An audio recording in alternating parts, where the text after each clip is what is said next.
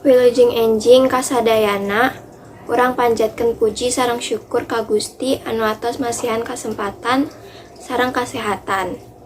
Nu mana urang tiasa patepang raray di acara ieu. Bapak Ibu guru anu dipika hormat, sareng rerencangan anu dipika cinta kusim kuring, dina waktos ieu abdi bade ngadugikeun pentingna urang ngajaga kasehatan kanggo hidup urang sadayana. Urang sadaya wajib ngajaga kasehatan sareng kabersihan lingkungan. Teras, urang teh kedah ngalaksanakeun hirup sadidinten jeung cara anu sehat. Misalna, meresihan awak pas keur ibak, meresihan kuku, nyikat waos anu rutin, jeung sajabana.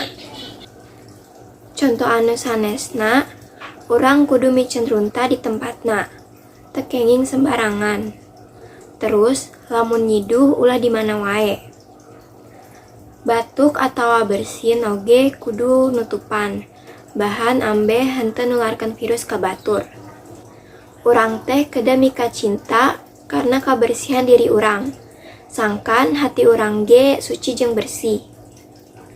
Lamun urang hoyong janten jalmi anu jek-jek waringkas, urang kedah soson-soson meresihan diri urang sorangan kana sagala kotor nu aya.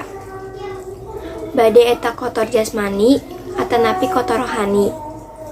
Upami meresihan ka kotor jasmani, urang teh kedah mineng mandi, meresihan lingkungan, jeung sagala kokotor anu bisa nyebabkan penyakit di diri urang. Tuluy, kumaha lamun bade meresihan kokotor rohani? Carana nyaeta urang kudu ningkatkeun keimanan urang jeung ibadah urang ka Gusti. Ngan anu kudu diinget teh, sehat lain saukur bersih hungkul. Tapi urang ge kudu ngagerakkeun jasmani urang nu matak ngajak-jakkeun diri urang. Misalna urang rajin olahraga. Hadirin sadayana, cekap sakitu biantara tentang kesehatan ieu. Hatur nuhun pikeun paratosanana.